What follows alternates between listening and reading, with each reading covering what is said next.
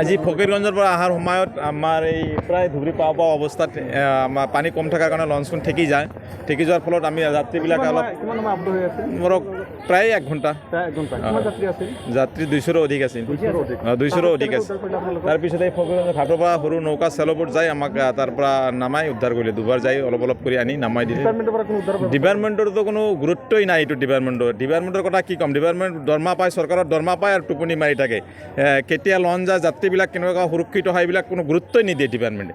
ইয়াৰে মই এইখিনি ক'ব পাৰিছোঁ ধুবুৰী জিলাৰ আয়ুক্ত মহোদয়ক অনুৰোধ কৰিছোঁ, তেখেতৰ ওচৰতে আমাৰ ফকিৰগঞ্জৰ ফেৰীঘাটখন চলি আছে, তেখেতে অলপ দৃষ্টিগোচৰ ৰাখিব লাগে যে ৰাইজৰ সহযোগত ৰাইজে যে আমি অহা যোৱা কৰোঁ, লেচি এজন আছে, লেচিজন কেনেকুৱা আমাক আপ ডাউন কৰাত কেনেকৈ সা সুবিধা দিয়ে, ডিপাৰ্টমেণ্টে কি সুবিধা দিবলৈ একোৱেই নিদিয়ে আমাক। সিহঁতৰ ইচ্ছা অনুযায়ী কাম কৰে, ইচ্ছা অনুযায়ী ভোট চলায়, ইচ্ছা অনুযায়ী কাম কৰে।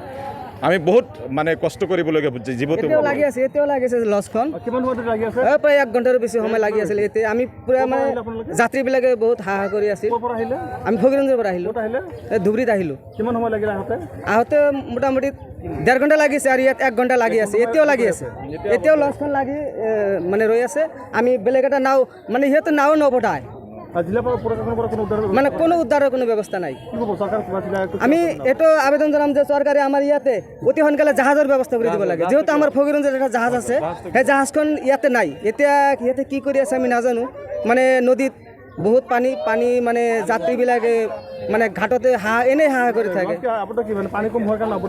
পানী নাই, পানী ঠিকে আছে, কিন্তু যিটো ঠাইতে লঞ্চখন আহিছে সিহঁতে পানী এনেই কম। মানে সিহঁতে অলপ ঘূৰি নাহে, মানে চুদা মানে ডাইৰেক্ট আহিছে।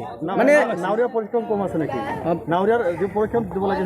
পৰীক্ষণ নাই, ইয়াত বহুত দিন ধৰি নাও চলাই আছে, কিন্তু সিহঁতে নাজানে মানে কেনেকৈ আহিব লাগে, ক'ৰ পৰা কোন ঠাইতে আহিবলৈ নাজানে। মাজে মাজে এনেকৈ মানে লগাই দিয়ে।